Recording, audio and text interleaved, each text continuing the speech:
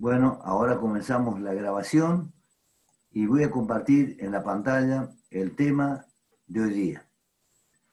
El tema de hoy día es la sanidad en Cristo. Ese es el tema de hoy día, la sanidad en Cristo. Entonces, nos dice acá la placa, la pantalla, que notamos que la mayoría de los cristianos les cuesta recibir la sanidad por la fe en Cristo y su obra redentora. Es sobre este tema que nos quiere hablar el Espíritu Santo en esta noche. Vuelvo a repetir, notamos que a la mayoría de los cristianos les cuesta recibir la sanidad por la fe en Cristo y su obra redentora. Y es sobre este tema que nos quiere hablar el Espíritu Santo. Fíjese que lo que dice la placa, que les cuesta recibir porque no hay que hacer nada, no. La sanidad divina no es como que tiene que operar un médico, el pastor tiene que hacer algo, no, porque es una sanidad que vamos a ver en esta noche. Primero, las razones por qué debemos creer en sanidad. Primero, es parte de la redención de la cruz de Cristo. Redención significa rescate, la obra que ha hecho Dios para que fuéramos perdonados y fuéramos justificados. Y en esa misma cruz dice acá en Isaías 53, 4. Ciertamente llevó Él nuestras enfermedades y sufrió nuestros dolores, y nosotros le tuvimos por azotado, por herido de Dios y abatido. Vuelvo a leer. Ciertamente llevó Él, o sea Cristo, nuestras enfermedades y sufrió nuestros dolores, y nosotros le tuvimos por azotado, por herido de Dios y abatido. Isaías 53, 4.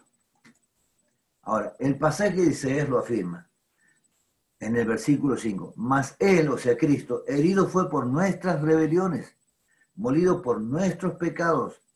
El castigo de nuestra paz fue sobre Él, y por su llaga fuimos nosotros curados. Isaías 53, 5. Note que estos dos pasajes que acabo de leer, se trata de la obra sustitutiva de Jesús. ¿Qué significa sustitutiva? En lugar de nosotros. Por eso dice, mas él, o sea Cristo, herido fue por nuestras rebeliones. No fue herido por lo que hizo Cristo, porque Cristo no cometió ningún pecado. Nació sin pecado, vivió sin pecado y fue a la cruz sin pecado. Entonces Dios cargó en Él el pecado de todos nosotros, las rebeliones. Molido por nuestros pecados, fíjese, molido por nuestros pecados. El castigo de nuestra paz, para que nosotros tengamos paz, Él fue castigado. Fue sobre Él, dice. Y por su llaga fuimos nosotros curados. Isaías 53, 5.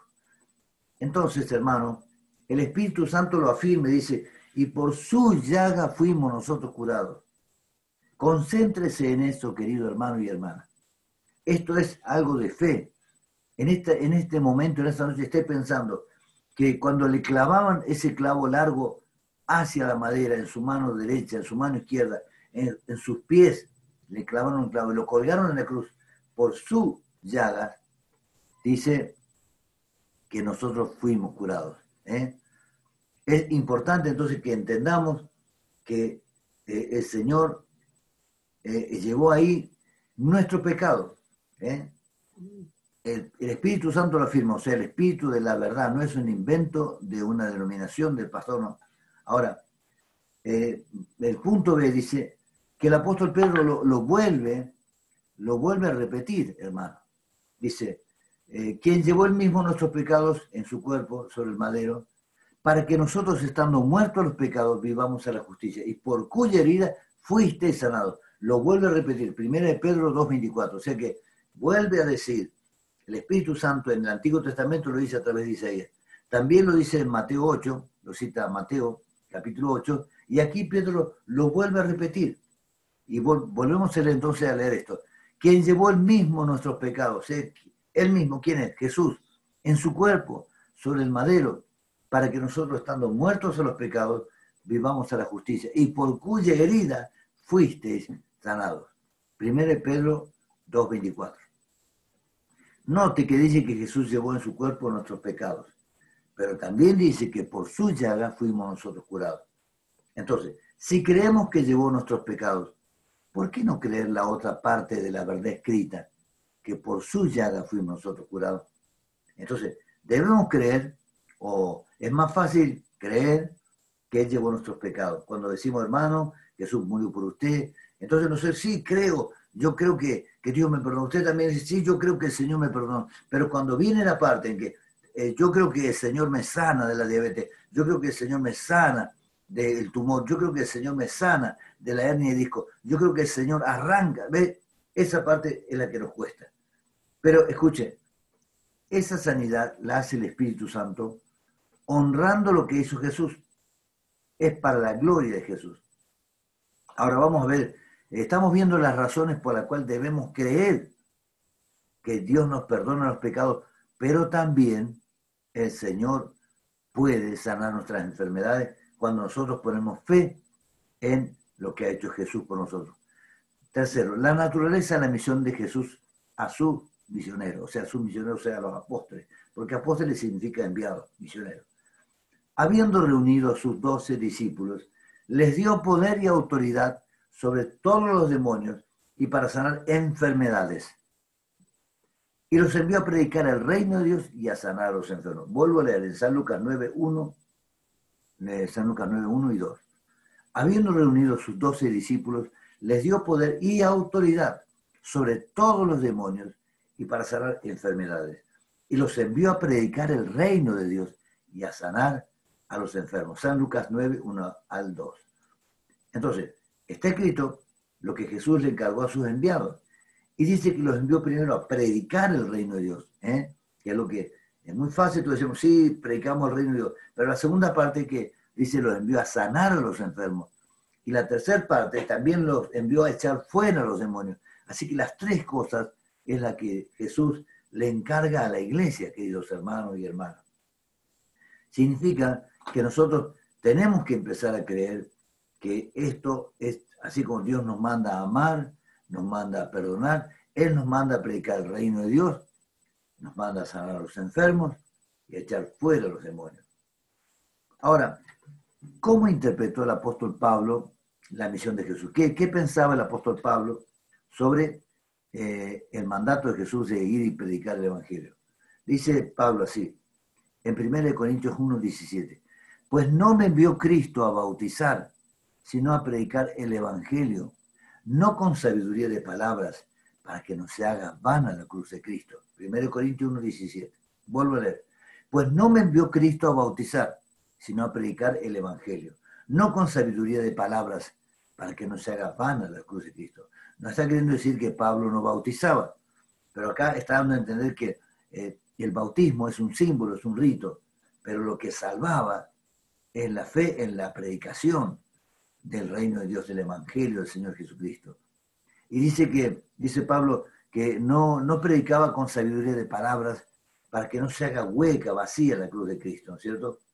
Y dice, y ni mi palabra ni mi predicación fue con palabras persuasivas de humana sabiduría, sino con demostración del Espíritu, con mayúscula, del Espíritu Santo y de poder, para que vuestra fe no esté fundada en la sabiduría de los hombres, sino en el poder de Dios. 1 Corintios 2, 4 y 5.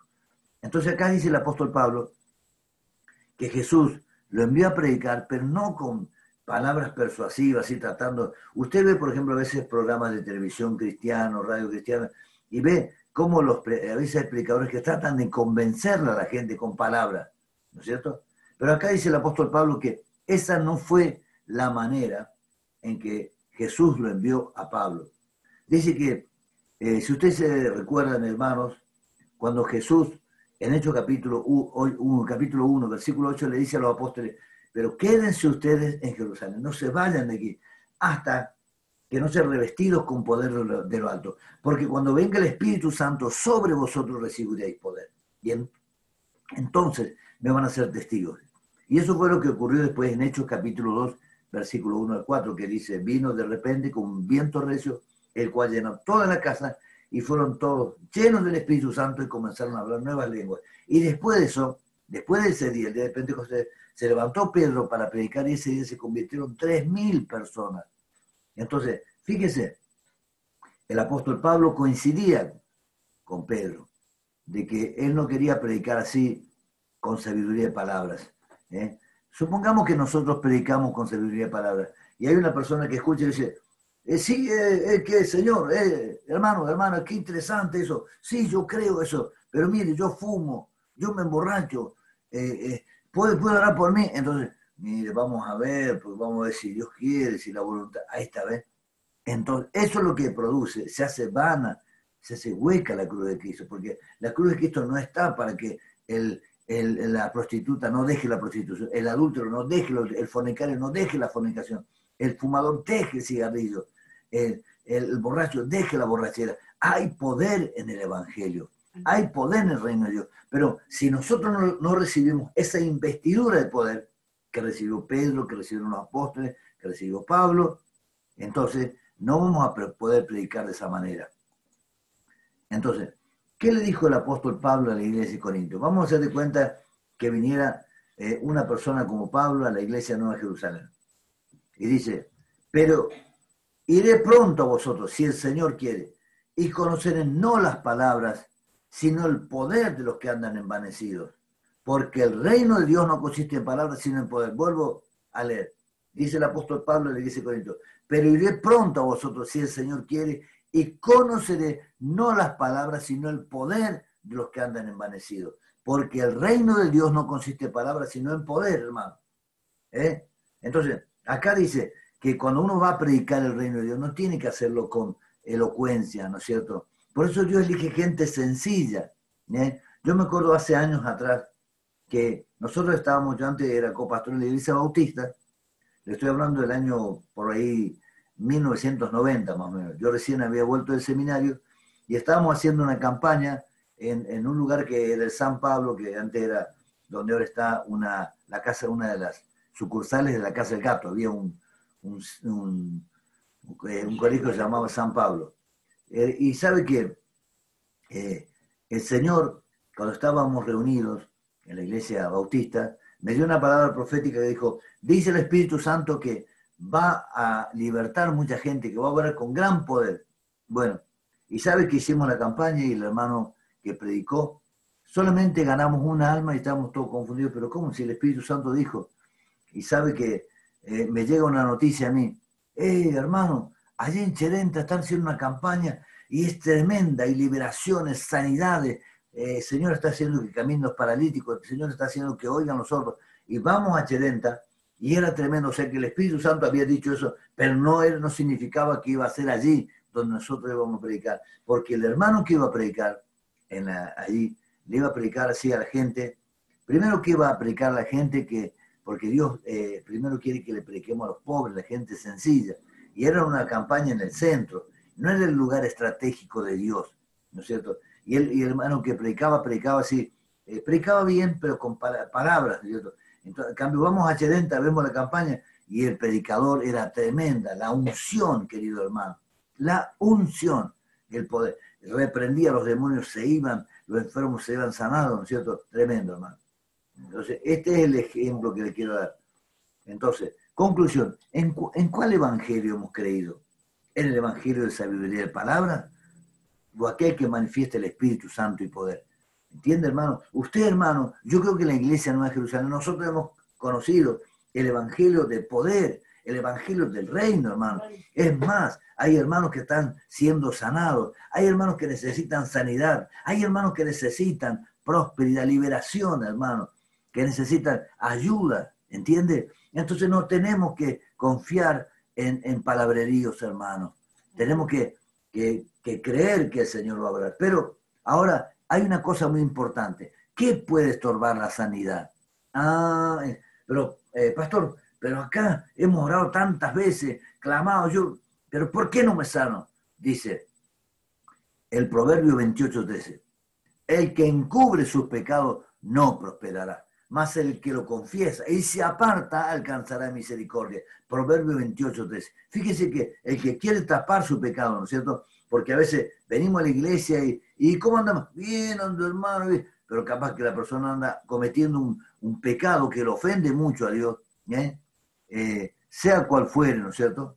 A veces hay pecados muy graves y hay otros pecados que la gente no considera graves, pero por ejemplo odiar, no perdonar, ser de doble cara, fingir, ser una cosa en la iglesia, otra en la casa, ¿no es cierto? Entonces, fíjese, eso hay que confesarlo.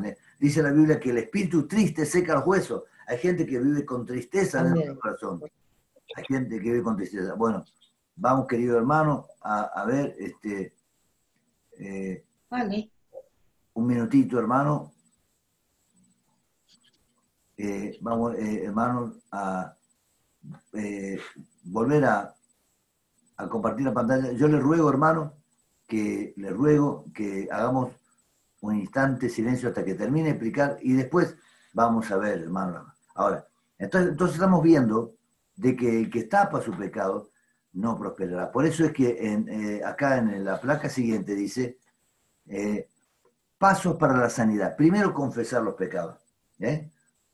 Segundo, pedir confianza. Entonces, dice en la Biblia, en Santiago 5, 14 al 15, ¿está algún enfermo entre vosotros? Llame a los ancianos de la iglesia.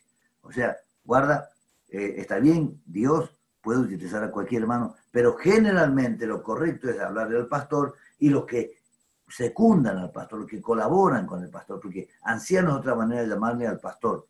Y dice, llame y oren por él, ungiéndole con aceite en el nombre del Señor. Y la oración de fe salva al enfermo. Fíjese, la oración de fe, no la oración de incredulidad. Y el Señor lo levantará. Y si hubiera cometido pecado, le serán perdonados. Pero tiene que confesarlo. Tiene que decir, bueno, yo creo que estoy enfermo porque adulteré. Yo creo que estoy enfermo porque estuve fornicando. Yo creo que estuve enfermo porque estuve odiando, pero me arrepiento hoy día. Ahora, da vergüenza confesar los pecados. Pero por eso tienen que llamar al pastor y a personas de confianza del pastor para que confiesen delante del pastor, para que quizás no humillarlo al hermano públicamente, no sé, así entre un grupo de hermanos de confianza, gente misericordiosa, gente espiritual, que sepa perdonar, que sepa tener misericordia. Entonces se ora y se unge con aceite. Y dice, hermano, querido hermano, la oración de fe salvará al enfermo. El Señor lo levantará. No lo va a levantar el pastor, no lo va a levantar la iglesia, lo va a levantar el Señor. Y lo primero que dice, si hubiere cometido pecados, le serán perdonados. Acuérdese, querido hermano, porque esto está basado en, ¿se acuerda esa vez que rompieron el techo de la casa donde estaba Jesús y bajaron 4 personas bajaron al paralítico? Y lo primero que le dijo Jesús a ese paralítico, hijo, tus pecados te son perdonados. Entonces, de los que estaban ahí, pero ¿por qué dice este blasfemo? ¿Cómo puede decir tus pecados te son perdonados? Solo Dios puede perdonar el pecado. Entonces Jesús le dice, para que ustedes vean que el Hijo del Hombre tiene potestad o en la tierra para perdonar el pecado, le dijo, levántate, toma tu lecho y anda. Se levantó, ¿no es cierto? Porque él estaba inválido por el pecado. Entonces Jesús sabía que lo que tenía que correr, la piedra de tropiezo, lo que estaba impidiendo que este hombre tuviera salud era su pecado. Entonces, cuando le perdona el pecado, la consecuencia, el castigo del pecado también es perdonado. Por eso es que cuando dice, ciertamente llevó en nuestras enfermedades, sufrió él nuestro dolor, el castigo de nuestra paz fue sobre él y por su llaga fuimos nosotros curados. Queridos hermanos, en esta noche yo le invito a orar con fe, creyendo que Dios es fiel y todo lo que él ha dicho que hará verdaderamente es verdad, porque es imposible que Dios nos miente. Dios no miente, hermano. No se preocupe, hermano. No se preocupe que a veces, si no anda bien, como se dice, la transmisión, ¿no es cierto? Usted solamente, hermano, trate de escuchar. Y si no puede escuchar, no se preocupe porque yo voy a grabar. Está grabado esto y lo vamos a poner en YouTube. Le vamos a dar el link y usted lo va a poder ver y va a escuchar la predicación. Pero en este momento, aunque quizás algunos puede ser que no escuche bien, pero el Espíritu Santo está aquí conmigo, está aquí con ustedes, y el Espíritu Santo le va a tocar, hermano, amén. Amén. Olvídese de mi cara, hermano, no me vea la cara a mí, porque dice Hebreos 12:2, puesto los ojos en Jesús, hermano, amén. Amén. Entonces el importante en esta noche no es el hermano Aníbal Villagra, el importante se llama Jesucristo, amén. Él es el importante en esta